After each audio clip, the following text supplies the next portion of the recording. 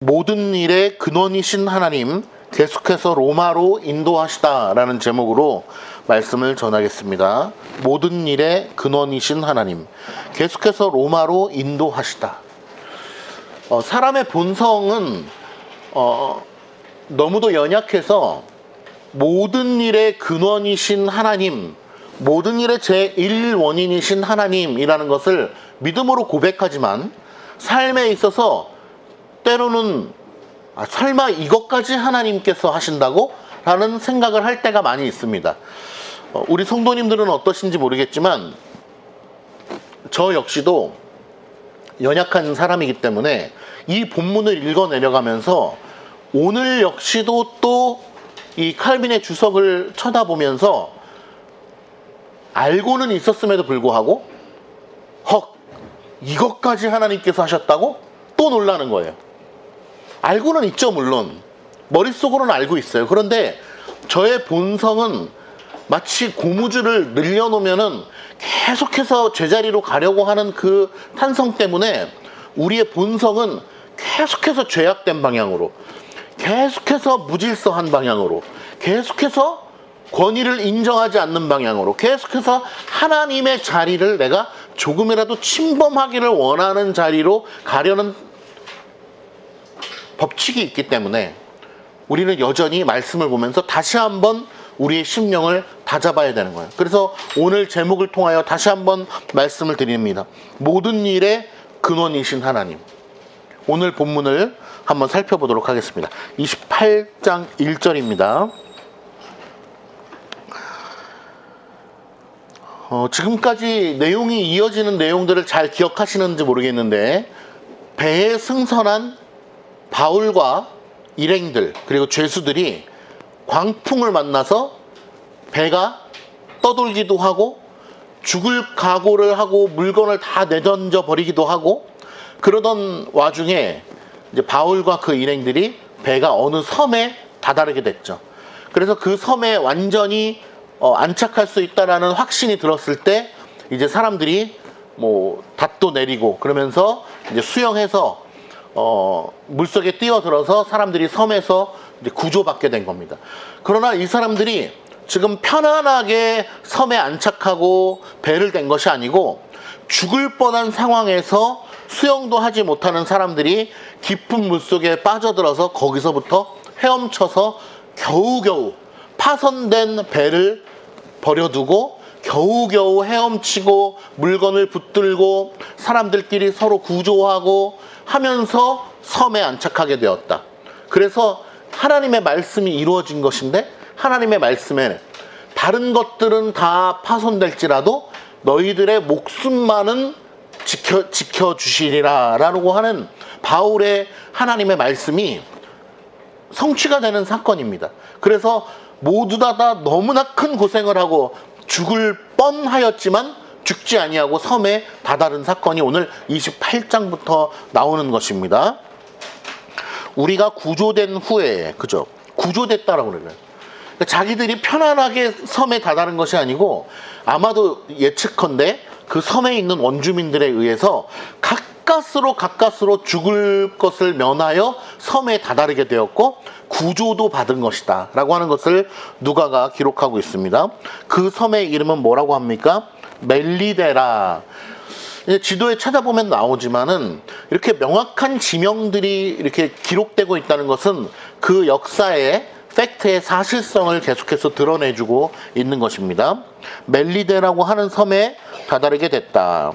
2절 비가 오고 날이 참해 원주민들은 날이 차갑다는 거죠. 춥다는 뜻이죠. 비가 오고 원주민들이 원래 그 섬에 살고 있던 사람들이 우리에게 무엇을 베풀어 주었다고 합니까? 특별한 동정을 베풀어 주어서 어떤 행위를 했죠? 불을 피워서 우리를 다 영접하였다. 섬에 있는 사람들이 아주 따뜻한 마음을 가지고 그들을 동정하여서 불을 펴주고 이들을 다 웰컴했다, 환영했다라고 오늘 기록되어 있죠. 여기서도 우리가 놓치지 말아야 될 것은 인간의 본성은 어떠하냐는 거죠. 원주민들이 알지 못하는 사람들이 배를 타고 와서 막 헤엄쳐서 지금 배에 다다르게 되었는데, 그러한 어수선한 분위기 속에서 이 원주민들이 아이고 잘 오셨습니다, 따뜻한 마음을 가지고 환영한다? 인간의 본성상 그러기는 쉽지 않다라는 것입니다. 일단 경계하고 그들을 검문하고 어디서 왔느냐, 너희들은 어디 출신이냐, 그들을 검문하는 것이 인간의 본성인데, 오늘 본문에서는 이 멜리데 섬의 원주민들이 즉시 이들을 환영하고 날이 춥기 때문에 불을 피워줬다라고 하는 것입니다. 하나님께서 이 원주민들의 마음을 감화 감동을 시켜주셔서 이 파손되어서 겨우 헤엄쳐서 섬에 죽음을 피하여 온 사람들로 하여금 동정을, 따뜻한 마음을 베풀 수 있도록 그 마음을 인도해 주셨다는 것을 알아야 되는 것이죠. 그러니까 이 원주민들의 마음을 움직이고 계신 분이 누구다? 하나님이시다라는 거. 이걸 잊어서는 안 되는 거예요. 이 한 절의 말씀 속에서도 그거를 잊어서는 안 돼요. 그러므로 원주민들의 그 마음의 따뜻함의 제1원인은 하나님이시다. 원주민들이 착해서가 아니다. 그러면 하나님께서 그런 것까지 신경 쓰나요?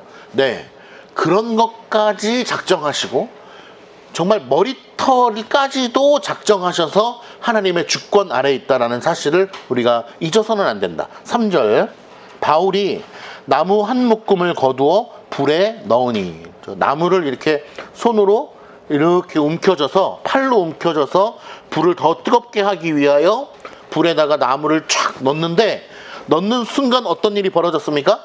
나무 가지들이 이렇게 움켜질 때 그 사이에 숨어 있던 독사가 나와서, 독사 알아? 호채훈이 독사 알아요? 네.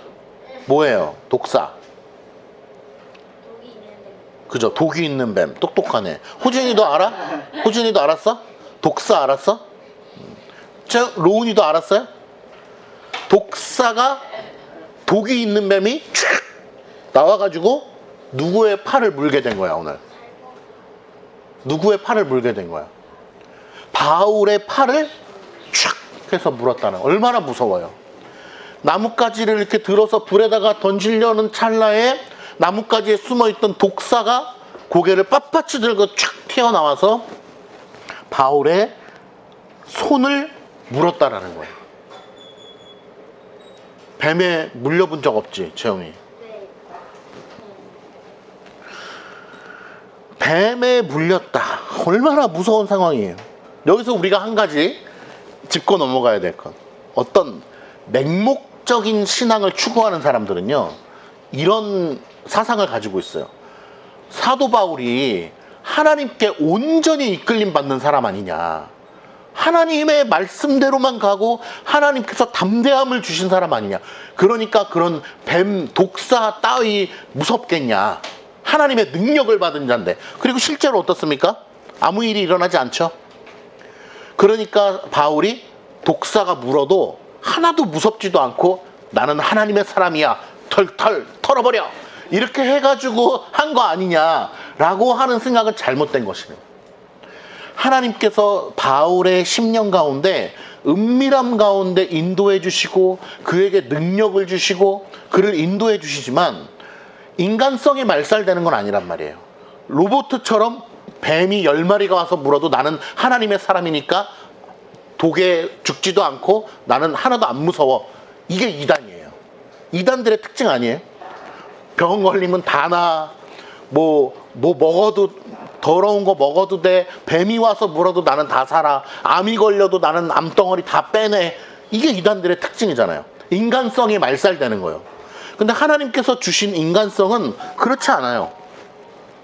하나님께서 주신 인간성은, 오늘 바울은 뱀에 물렸을 때 무서움을 느끼는 게 정상적이라는 거죠. 그러나 그럼에도 불구하고 오늘 바울이 분명히 무섭고 아팠을 것입니다. 그럼에도 불구하고 담담하게 뱀을 털어버려서 불구덩이에다가 그냥 넣어버렸는데, 그렇게 한 이유는 두 가지가 있습니다. 첫 번째, 하나님의 약속을 믿었기 때문에 그래요. 독사에 물렸다 할지라도 지금 하나님께서 바울을 인도하셔서 가고 있는 목적지가 어디죠? 오늘 제목에 나와 있는데 로마로 인도하시는 것이 하나님의 최종적인 목적이라는 것을 분명하게 알고 있기 때문에 그 약속을 믿기 때문에 내가 오늘 지금 이 자리에서 죽지 않을 거라는 것, 그러니까 죽지 않는다라고 하는 건 너무 단편적이지만 하나님의 약속이 나를 이끌고 있기 때문에 이러한 사소한 일로 말미암아 막 호들갑을 떨고 나 이거 죽으면 어떡해 라고 하는 지경까지 가지 않는 것입니다. 물론 두렵고 무서운 마음이 있었지만 그런 호들갑까지 가지 않는 거예요. 하나님의 약속이 있기 때문에. 두 번째, 중요합니다. 만약에 하나님의 작정 가운데 이 자리에서 뱀에 물려서 죽게 된다 할지라도 죽어야 한다면, 하나님의 뜻에 따라서 거기서 뱀에 물려서 죽어야 한다면 기꺼이 그것을 수용할 마음이 있었기 때문에 그런 것입니다. 여기서 또 한 가지 잊지 말아야 될 것, 그 나뭇가지에서 독사가 튀어나와서 바울의 손을 물게 된 것, 누구의 작정? 하나님이 하신 거라는 거예요. 그러니까 그것을 알지 못하면 바울일지라도 아마 호들갑까지 갔을 거예요. 나 여기서 죽으면 어떡해. 로마 가야 되는데 나 여기서 죽으면 어떡해. 해독제를 가져와! 이러면서 아마 호들갑을 떨었을지도 몰라요. 그러나 바울은 그러지 않았다. 왜? 두 가지 이유가 있는 것입니다. 하나님의 약속을 믿었고, 혹은 죽게 되더라도 거기서 죽는 것이 하나님의 뜻이라면 그것을 두려워하거나 거부할 생각이 없었다라는 것입니다. 그러므로 하나님의 작정을 믿는 신실한 성도들이요, 우리가 어떠한 시련과 어려움을 만나게 된다고 할지라도 두렵고 힘들 수는 있어요. 모세도 두려웠어요. 그러니까 하나님께서 늘 두려워 말라, 놀라지 말라, 나는 너의 하나님이니라, 내가 너와 함께 하느니라 라고 위로해 주셨던 것이죠. 사도 바울마저도 하나님께서 환상과 꿈 가운데 나타나 주셔서 두려워하지 말라, 놀라지 말라, 내가 너와 함께 한다라고 위로해 주시는 것입니다. 그러니 우리의 인생 가운데도 두렵고 힘들고 어려운 일이 있지만 극단적으로 두려운 가운데에 빠져서 우리가 하나님의 약속을 신뢰하지 못하는 지경까지 가게 된다면 그것은 불신앙에 이르는 길이 될 수 있다는 사실을 명심해야 되는 것입니다. 우리의 본성은 너무도 가벼워서 늘 극단에서 극단으로 치닫는 경향이 있어요. 우리의 감정과 이성은 늘 극단에서 극단을 왔다 갔다 해요. 오늘 본문에도 보면요, 독사에 물렸는데 사람들이 뭐라고 생각한지 아세요? 야, 이 사람은 4절에 보니까요, 살인한 자가 맞다. 이렇게 사람들이 생각을 해요. 원주민들이. 참 희한하죠? 원주민들이 이게 그 배경을 아셔야 되는데, 이 사람들이 물속에서 다 구조되어서 죽을 수밖에 없는 파선 속에서 다 전원이 살아 돌아온 것을 보면서 원주민과 대화를 했겠죠. 원주민들도 야, 이 사람들은 그러니까 하나님을 몰라요. 원주민들은 신이 택한 사람들이 맞겠구나. 다 죽을 수밖에 없는데 어떻게 이렇게 다 살아 돌아왔지? 신이 가호를 베푼, 은총을 베푼 사람들이 맞겠구나라고 생각을 한 거예요. 본능적으로. 그런데 그 순간 뱀에 물리자마자 사람이 어떻게 생각해요? 완전 끝으로 또 가버려요. 신의 사람들이구나 라고 생각하다가 뱀에 한번 물렸다고 해서 끝으로 가버려요. 이 사람은 살인한 자가 맞다. 사람의 감정과 미신성은 늘 끝에서 끝을 왔다 갔다 그래요. 그리고 나서 어떻게 됩니까? 그가 죽을 줄 알았는데 6절에 보니까 이 사람이 붙지도 않고 죽지도 않는 모습을 보면서 바로 어떻게 또 끝으로 갑니까? 그를 신이라 여긴다는 거예요. 또 끝에서 끝으로 또 가는 거예요. 사람의 이성과 연약함은 그렇게 극단적이다라는 것을 보여주고 있는 거예요. 그러니까 인간의 본성이 얼마나 나약한가라고 하는 것을 보면은 이 극단적인 그런 생각들, 죽는 것 아니면 사는 것, 이런 식으로 생각하는 것을 보면 인간의 연약함을 볼 수 있는 것이죠.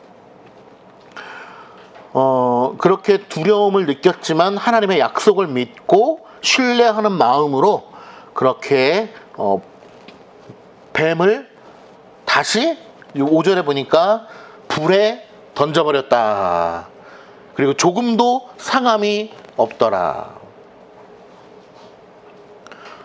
또 어떤 사람들은 이렇게 반론을 펼 수 있죠. 독이 있는 뱀이 아니라 독이 없는 뱀 아니었냐, 이렇게 생각할 수도 있지만 이 원주민들의 반응을 보면 알 수 있는 것이죠. 원주민들의 반응이 어떻습니까? 뱀에 물려서 살아난 사람이 없다라는 것을 반증하고 있는 거죠. 뱀에 물렸다가 살아난 사람이 없는 거예요, 이들이 볼 때는. 그런데 오늘 6절에 보니까 그가 붙든지 혹은 갑자기 쓰러져 죽을 걸로 기다렸다가 기대했나 봐요, 죽을 것을. 오래 기다려도 그에게 아무 이상이 없음을 보고 돌이켜 생각하여 말하되 그를 신이라 하더라. 그러니까 이렇게 살인이라고 하는 게 보면은요, 인류의 보편적인 관점에서 가장 나쁜 죄라고 칭함을 얻는 것 같아요, 살인죄라는 게. 우리 호진아, 우리 10계명 몇 계명에 엄마 쳐다보지 마. 무슨 부르기만 하면 맨날 엄마를 쳐다봐요, 너는. 10계명 몇 계명에, 채훈아, 호진아, 살인하지 말라 몇 계명에 있잖아. 6계명? 확실해요? 8계명이에요? 어쨌든 10계명 안에는 있지. 그건 확실하지. 살인하지 말라. 그런데 예수님께서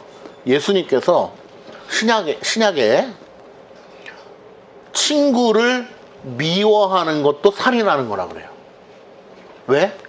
결국 미워하게 되면 그 미움의 씨앗이 점점 자라서 결국에는 어때요? 죽여버리고 싶은 거예요. 그게 인간의 연약함이에요. 인간의 본성이에요. 그래서 하나님께서 우리를 붙들고 계시지 아니하면 우리는 극에서 극을 왔다 갔다 할 수밖에 없는 존재고, 친구를 미워할 수밖에 없는 존재고, 그 미움이 싹이 터서 결국에는 살인할 수밖에 없는 존재라고 하는 것을 성경이 우리에게 가르쳐주고 있는 거예요. 그러니 우리가 그렇게 연약한 사람이니 하나님께서 우리를 붙들어 주세요. 하나님, 우리가 극에서 극을 왔다 갔다 하지 아니하고 그러한 미운 마음을 가지지 않도록 주님께서 저희를 붙들어 주세요라고 매일매일 기도하는 것이 얼마나 우리에게 합당한 필요인 것입니까? 7절, 이 섬에서 가장 높은 사람 보블리오라고 하는 이가 그 근처에 토지가 있는지라. 이 보블리오라고 하는 사람이 어떤 사람인지에 대해서는 조금 논란이 있는데, 이 당시에 그 원주민이라고 하지만 이제 우리가 생각하는 원주민이 무슨 이게 창 들고 이렇게 우가 하는 그런 원주민이 아니라 그 섬에서 원래부터 살고 있는 원주민을 얘기하는 것인데, 아마 이 보블리오라고 하는 사람은 로마 출신의 사람일 것으로 얘기합니다. 왜냐하면 보블리오라는 이름 자체가 로마의 이름이기 때문에. 근데 그 사람이 그 땅을 다스리는 사람이었는지 그런 건 알 수 없으나 분명한 것은 토지를 가지고 있었다는 거예요. 가장 높은 사람이라고 그래요. 높은 사람이라고 하는 게 뭐 직위가 높은지 가장 부자인지 영향력이 있는 사람인지는 정확히 알 수 없으나 토지를 가지고 있다라고 하는 거를 보니까 굉장히 좀 부자였던 것 같습니다. 그 사람이 이 근처에 토지가 있어서 그가 우리를 영접하여, 그죠? 보블리오라는 사람이 또 바울과 일행들을, 배에 있던 사람들을 영접해요. 좋게 영접합니다. 누가 주신 마음? 하나님이 주신 마음이에요. 하나님이 주신 마음이 아니고는 우리는 상대방을 향하여 친절을 베풀 수가 없는 존재예요. 그걸 아셔야 돼요. 며칠 사흘 동안 친절히 머물게 하더니, 보블리오의, 그런데 마침 공교롭게도 어떻습니까? 8절에 보니까 보블리오의 부친이 열병과 이질에 걸려 누워 있거늘. 열병과 이질이라고 하면은 어떤 병이라고 알 수 있을까요? 네, 어떤 거요, 권사님? 장염인가요, 이게? 그래서 저도 좀 찾아봤는데 열병이라고 하면 정확히 뭘 얘기하는 걸까? 그런데 보통은 이제 장티푸스를 얘기를 하는 거라고는 얘기를 하는데 장티푸스가 뭔지를 또 잘 모르겠어요. 그래서 찾아보면은 결국에는 우리가 생각하는 그 증상들이 다 나타나는 거예요. 일단 고열, 머리 아프고 구토, 그리고 뭐 감기 증상들, 뭐 목이 붓고 뭐 배 아프고 설사 나오고 위아래로 다 쏟고 이런 거라고 하더라고요. 그리고 이질은 뭐냐? 이질도 비슷한 거예요. 그런데 이 열병과 이질이라고 하는 게 어떤 공통점이 있느냐? 첫 번째는 바이러스성 질병이라는 거예요.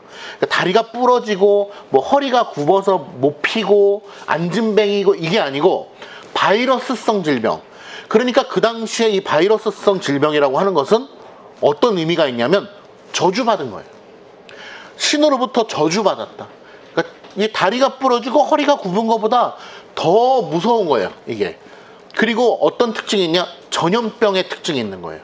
이 사람 가까이 가면은 이게 옮는 거예요, 이 사람한테. 그러니까 열병과 이질이라고 하는 것은 이 고대 시대 사람들에게 있어서 굉장히 무서운 병이고 죽는 병이고 치사율이 높고 옮는 전염병이에요. 그러니까 어떻게 할까요? 이 섬이라고 하는 마을 속에서 이러한 전염병을 가지고 있는 자가 있으면은 고대 시대 때 어떻게 할까요?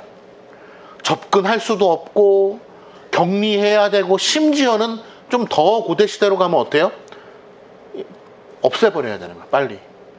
그래야지 섬 전체가 사는 거예요. 만약에 그 사람이 죽었다 그러면 거기를 다 불태워버리는 거예요.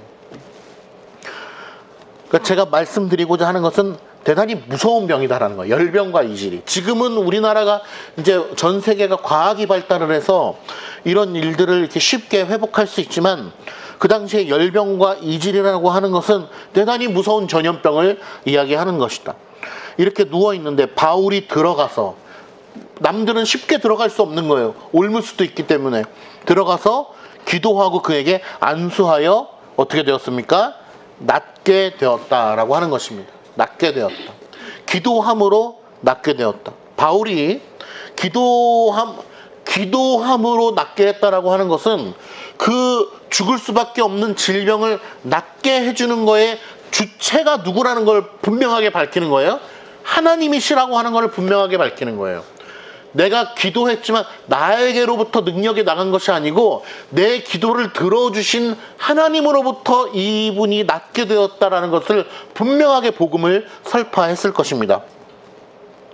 그리고 육체의 질병을 고쳐줄 뿐만 아니라 바울은 분명히 이들의 영혼을 고쳐주기 위해서 이 기적 이후에 반드시 복음을, 하나님의 말씀을 전파했을 것이 분명합니다. 바울의 모든 행적 가운데는 그렇게 하였고 그렇게 하는 것이 목적이기 때문에 이러한 기적을 베풀게 된 것이죠.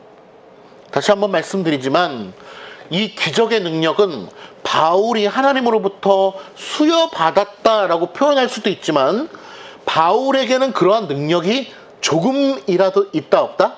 없다라는 거예요. 바울에게는 그런 능력이 없어요. 바울이 기도함으로 병이 나았지만 바울이 그러한 능력을 조금이라도 소유하고 있냐?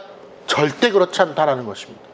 그러므로 그 병을 낫게 하신 근원은 하나님이시고 그 능력의 소유자도 하나님이시고 바울은 뭐예요? 연필에 불과한 거죠. 연필에 불과한 거예요.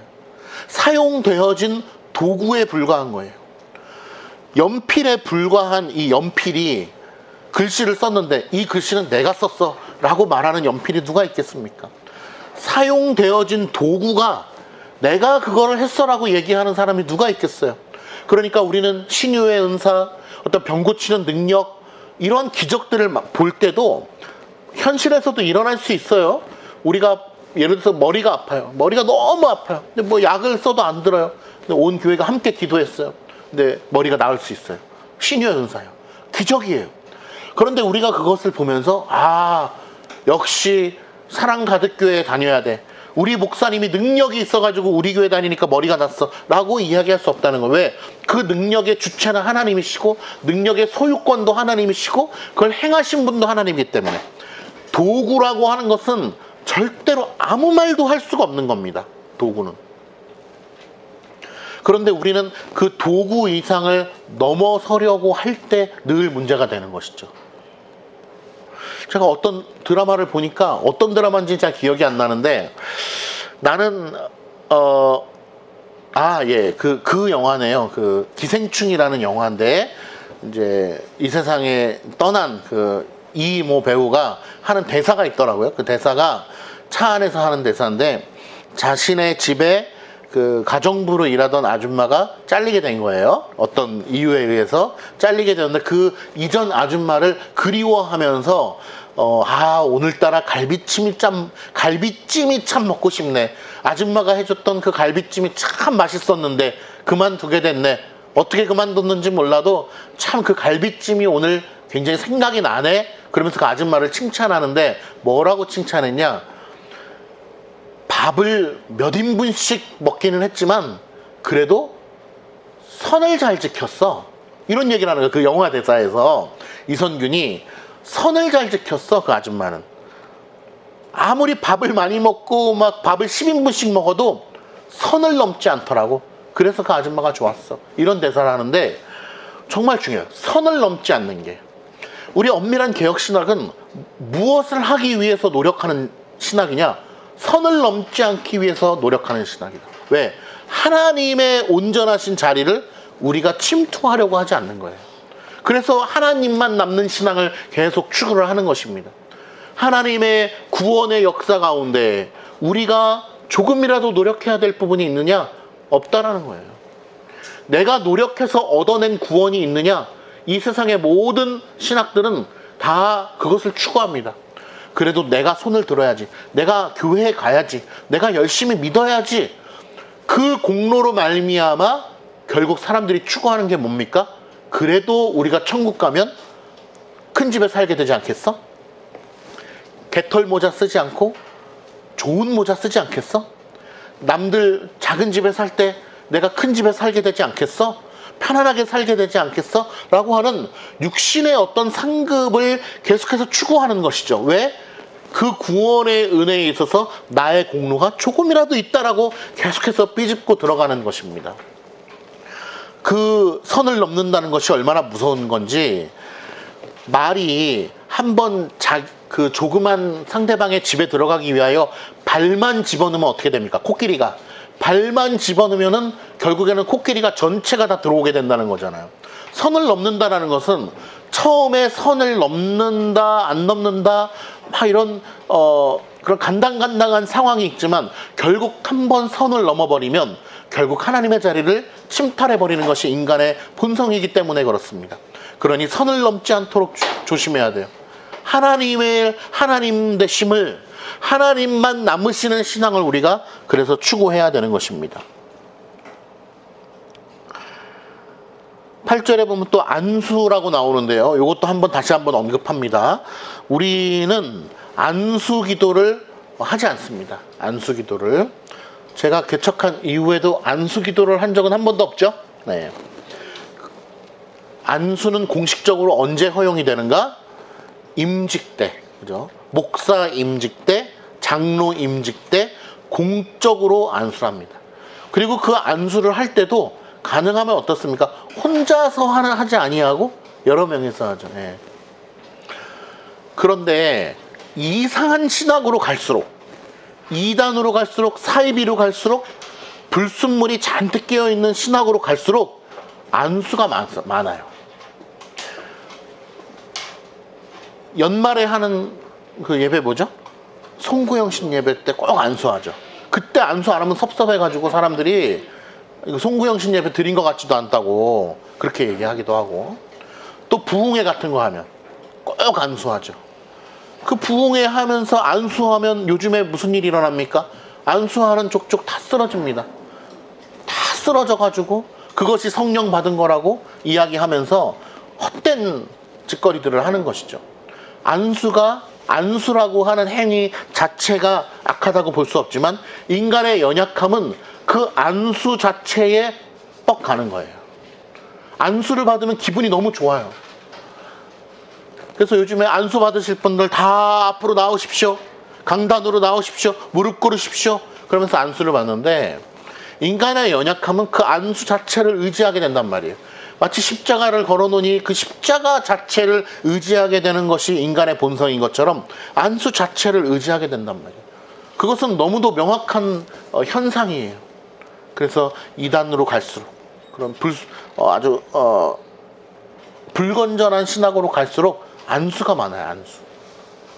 그래서 우리는 안수를 무분별하게 하지 않는다. 그런 일이 있잖아요. 병원에 신방 가면 아픈 부분에 목사님 이렇게 손을 얹고 안수기도 해주세요 라고 보통 얘기하잖아요. 그럴 수 있죠. 아픈 부위에 손을 얹고 기도할 수 있죠. 그런데 아픈 부위에 손을 얹고 기도했을 때 낫어요. 그러면 그때부터 그 안수를 굉장히 의지하게 됩니다. 안수 자체를. 목사님, 그냥 기도하면 안 되죠. 그냥 기도하면 하나님께서 들으시나요? 아픈 부위에 손을 얹고 해주셔야죠. 이런 성도님들이 얼마나 많아요. 벌써 기도를 나누는 거예요. 기도는 동일하게 하나님께서 들으시는 건데 나눠버려요, 기도를. 거기서부터 무서운 출발이 시작이 되는 겁니다. 그렇기 때문에 그런 것들을 절제해야 된다.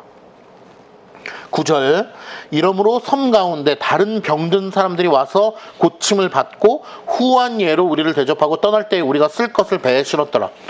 바울이 이 섬에서 기적을 일으키며 병고침을 행할 수 있었던, 하나님께서 그러한 일들을 허락해 주셨던 이유는 무엇일까? 바로 하나님의 말씀을 고지고대로 믿지 아니하는 불신자들을 향하여 말씀으로 나아오게끔 하기 위한 하나의 매개가 된 것입니다. 물론 이 섬에서 원주민들이 오늘 이 사건을 통하여 하나님의 말씀으로까지 나아왔느냐, 참된 복음을 듣고 그들이 거듭났느냐라고 하는 것은 오늘 누가가 기록하지 않았기 때문에 명확하게 알 수는 없습니다. 그러나 분명한 사실은 오늘 이 섬에 거했던 시간이 충분히 있었고, 바울이 기적을 일으켰기 때문에 바울과 그를 따르던 선한 일행들은 분명히 뻔할 뻔자로 그 기적을 일으키고 나서 복음을 전하는 데 열중했다라는 것입니다. 그들의 육신을 고칠 뿐만 아니라 영혼을 고치는 데 있어서 총력을 다하여서 오늘 이들에게 복음을 전했을 것이 분명하다라고 하는 것을 믿습니다. 그리고 후한 예로 우리를 대접했다. 자, 11절에 보겠습니다. 석 달 후에, 그죠? 이 섬에 얼마나 머물렀었는지 알 수 있죠? 석 달 후에 우리가 그 섬에서 겨울을 난 알렉산드리아 배를 타고 떠나니 그 배의 머리 장식은 디오스구로라. 이게 무슨 말이냐면요, 쉽게 표현을 드리면 일단 자기네들이 타고 왔던 배는 파손되었기 때문에 탈 수 없다는 사실을 분명하게 이야기하는 것이고, 알렉산드리아 배를 타고 떠나는데 그 배의 머리의 장식이 디오스구로다라고 하는 거예요. 이게 그리스 신화와 연결이 되어 있기는 한데, 쉽게 얘기하면 뭐냐, 그 토속 주민들이 믿고 있는 어떤 미신, 그 신화의 머리를 모형으로 본딴 그러한 어떤 미신의 조형이 이 뱃머리 앞에 있다는 것이고, 역사적으로 볼 때는 이 배가 어떤 제사에 쓰여졌던 그런 배라고 얘기를 하더라고요. 우리나라도 차 사면 요즘에 뭐 많이 하죠? 사람들이? 주변에 그런 안 믿는 친구들이 있으시면 아실 텐데 고사를 지내요. 많은 사람들이. 고사를 왜 지낼까 제가 생각을 해봤거든요. 저희 아파트에서도 제가 목격을 했고 의왕에 있을 때도 많이 목격을 했었어. 차를 사면은 고사를 지냅니다.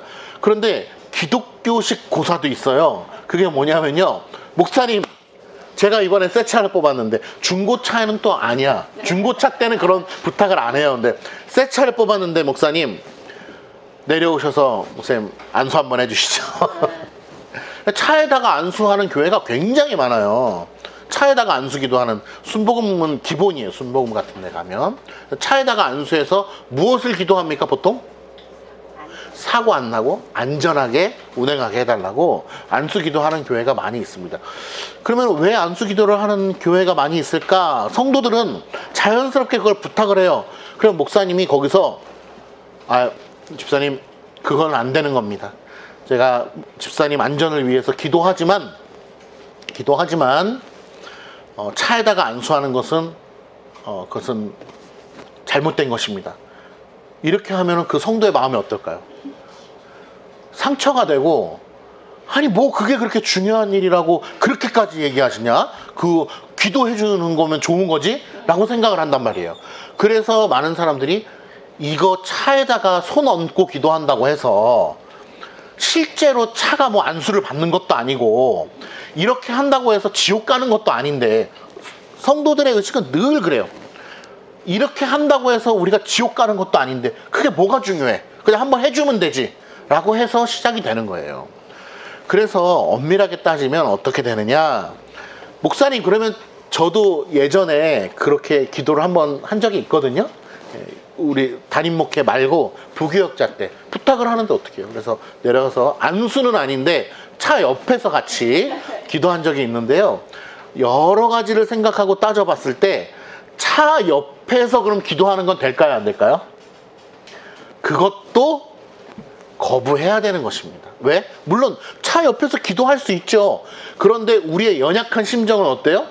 아, 목사님이 차 옆에서 기도해 줬기 때문에 이게 사고가 안 났다, 이런 식으로 우리가 흘러간단 말이에요. 그렇기 때문에 차 옆에서 기도하는 것과 차에 손을 올리고 기도하는 것이 동일선상에 있기 때문에 그런 것들을 주의해야 되는 거예요.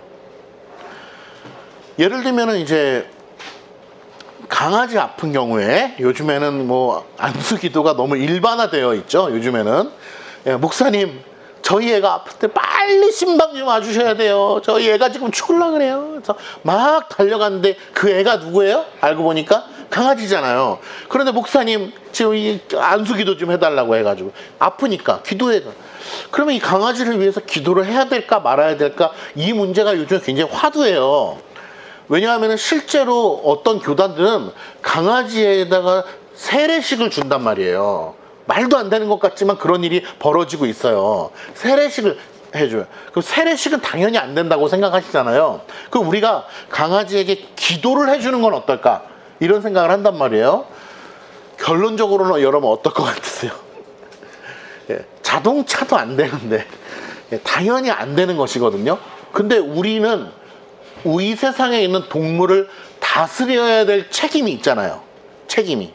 그렇기 때문에 우리는 강아지들을, 동물을 잘 다스려야 될 책임이 있어요. 하나님께서 우리에게 주신 책무인데, 그러면 잘 다스려야 되니까 강아지가 구원받으려고 기도하는 게 아니고 그냥 아픈 거 낫게 하기 위해서 기도하는 거니까 기도할 수 있지 않냐, 이렇게 생각을 할 수 있죠. 물론 할 수 있습니다. 하나님께 무엇이든지 구할 수가 있어요. 그러나 목회적 차원에서는 어떻다?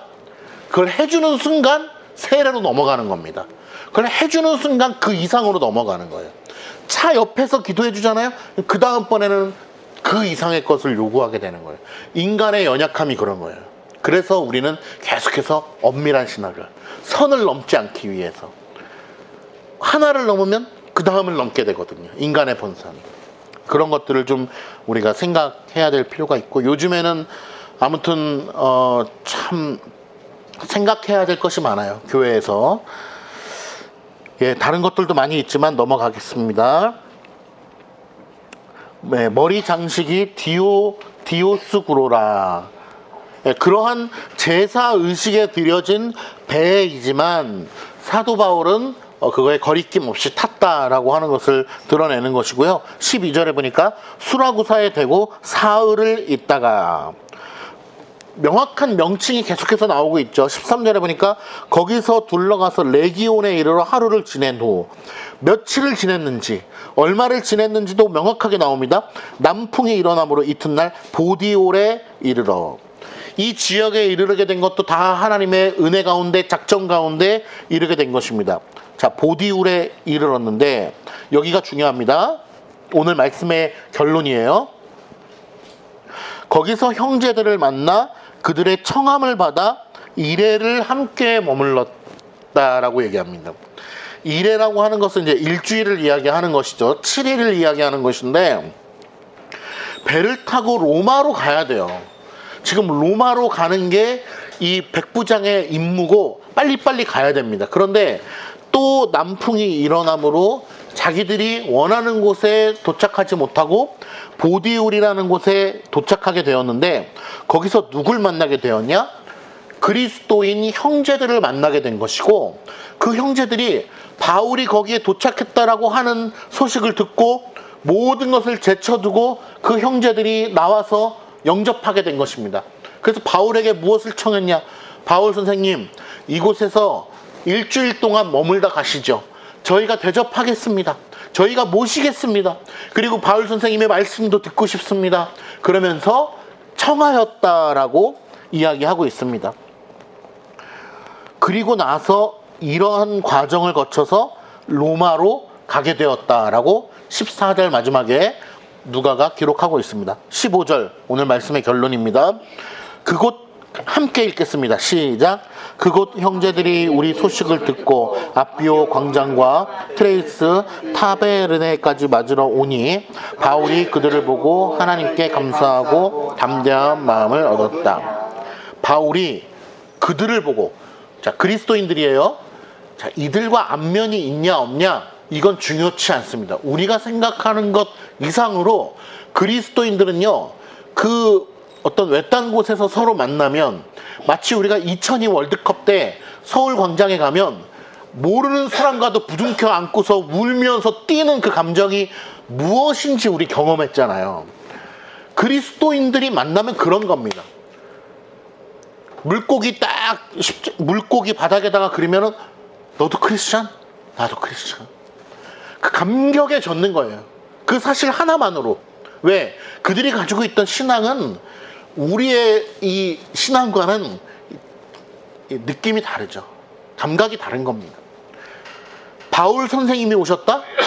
끝나는 거예요. 목숨 걸고 나오는 것입니다. 왜? 지금 이 시대는요, 그리스도교, 예수님을 믿는다라는 사실만으로 축복받는 그런 시대적 배경이 아니에요. 바울이 지금 예수 그리스도를 전함으로 말미암아 유대인들에게 무고를 당해서 로마까지 잡혀가고 있는 상황이란 말이에요. 예수님을 믿는다라고 얘기한다는 것은 굉장히 위험한 상황이에요. 그리고 그 교회 전체가 다 낙인을 찍혀서 끌려갈 수도 있는 겁니다. 마치 우리나라가 독립운동할 때 한 사람이 발각됨으로 말미암아 그 마을 전체가 다 핍박을 받는 것처럼 그 당시도 마찬가지예요. 믿는 사람이 한 명 발각됨으로 말미암아 그 교회 공동체 전체가 다 핍박을 받을 수 있는 상황임에도 불구하고 지금 이 형제들은 죽음을 무릅쓰고 바울을 영접하러 왔고 일주일 동안 이곳에 머물러 주십시오. 우리가 대접하겠나이다. 우리 집에서 모시겠나이다. 우리에게 말씀을 가르쳐 주십시오. 함께 하는 것만으로도 영광입니다. 이러한 마음을 가지고 대접하기 시작했다는 겁니다. 그런데 그 형제 간의 교제가 오늘 바울에게 어떤 마음을 가져다 주었냐? 15절 중반절부터 있는 것입니다. 바울이 그들을 보고 하나님께 감사하고 어떤 마음을 얻었대요? 담대한 마음을 얻었다는 거예요. 이 백성들로 하여금 그러한 용기를 불어넣어 주신 분이 누구? 하나님. 그 용기를 보고 바울이 위로를 얻고 감사함을 얻고 담대한 마음을 얻게끔 해주신 것도 누가? 하나님이 바울에게 그러한 용기를 불어넣어 주신 겁니다.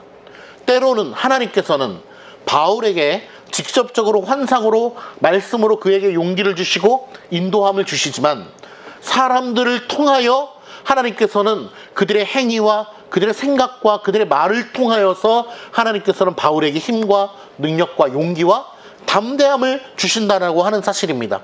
물론 바울은 이들이 아니어도 로마까지 전진할 수 있어요. 하나님이 주시는 능력으로 말미암아.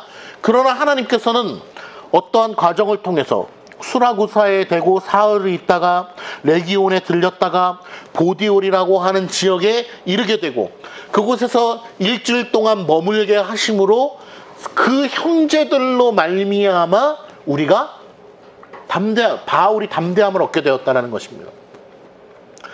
우리 중에는 외국에 이민 가서 사신 분은 안 계시지만 외국에 가서 이민 가서 살고 또 한국인이 없는 지역에 가서 살면은 한국인만 만나도 얼마나 반가워요.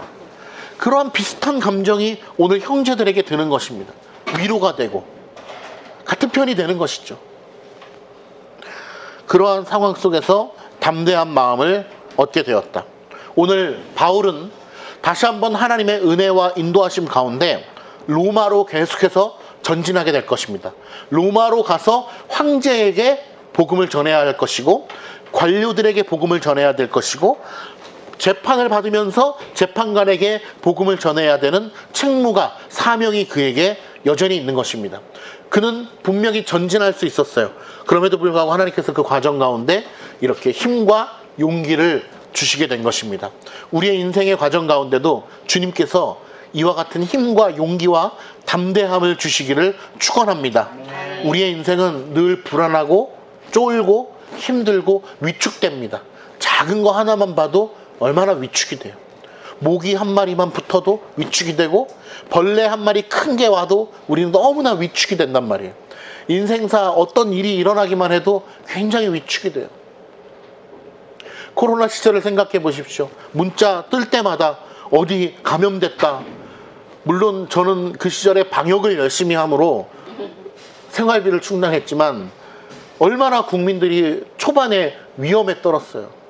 위험에 떤 것을 어떻게 알 수 있었냐면요. 그 당시에 코로나가 발병이 되면은 기억나실 거예요. 1층부터 10층까지의 회사인데요. 4층에서 한 명 코로나 확진인데 어제 다녀갔어요. 오늘 집에 가서 검사해 보니까 확정됐는데, PCR 검사가 확정됐는데 어제 이 상황에서 근무했었던 회사야. 그 건물 전체를 비웠습니다. 전체 통제. 1층부터 10층까지 있는 모든 직원들 다 내일 쉬세요. 기억나실 거예요. 그리고 제가 방역기사로 출동을 했거든요. 그런 회사에. 이건 특급 대우야. 방역기사는. 어서 오십시오. 어서 오십시오. 기사님 어서 오십시오. 우리가 무슨 그 영화에서나 보듯이 어서 오십시오. 막 무사통가야, 무사통. 경비 아저씨부터 해가지고 그 회사의 높은 사람까지 내려와가지고 막 인사를 꾹뻑하면서 빨리 와달라고, 언제 와주실 수 있냐고 하면서 막 이렇게 이제 방역복 입고 총 들고 가잖아요. 그러면은 총 들고 가면 특급 대우입니다. 빨리 해달라고, 간절히 언제 와주실 수 있냐고 그러면서 무사 통과해서 그 건물을 전체를 방역을 한단 말이에요. 사람들이 그 문자 하나에 얼마나 벌벌 떨었어요. 그 사람들이 얼마나 민감했는 줄 아세요? 저는 그러지 않았는데, 모르겠어요. 약품을 뿌리니까 나는 안전할 거야 그런 생각이었는지 모르겠지만 4층에서 코로나가 발병이 됐다. 근데 그 사람이 화장실을 갔다 왔다.